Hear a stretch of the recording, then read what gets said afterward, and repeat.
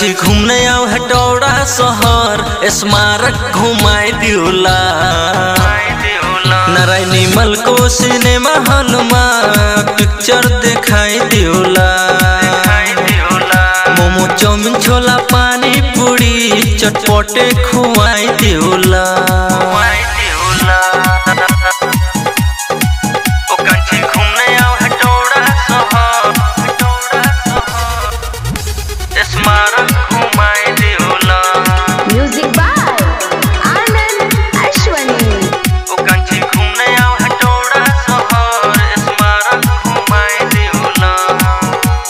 लाइलन को साड़ी लगाए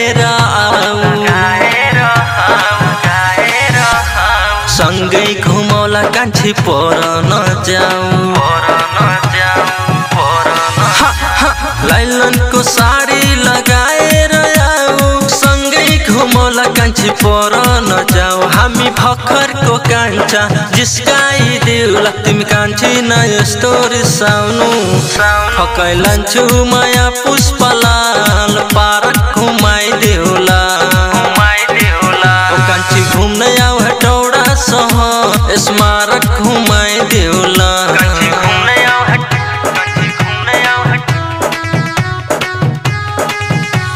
स्मारक घुमाई दिउला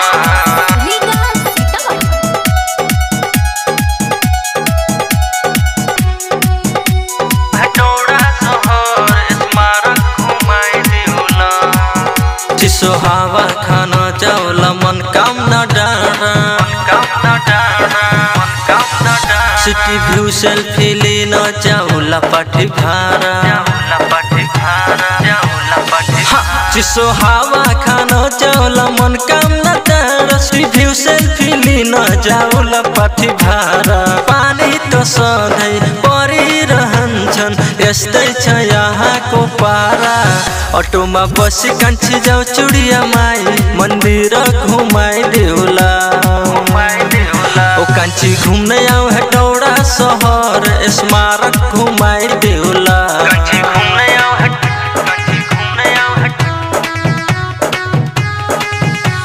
स्मारक घुमाई दिउला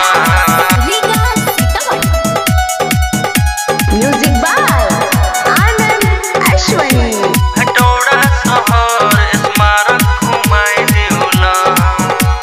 गर्लफ्रेंड घुमाउन बनसखण्डी जाउला नुहाउनु परे त्रिखण्डी जाउला गर्लफ्रेंड घुमाउन बनसखण्डी जाउला नुहाउनु परे त्रिखण्डी जाउला झरना को पानी चिसो र मीठो तिर्खै मरी गरी खाउला ऐतिहासिक मकवानपुर गढ़ी दरबार घुमाई दिउला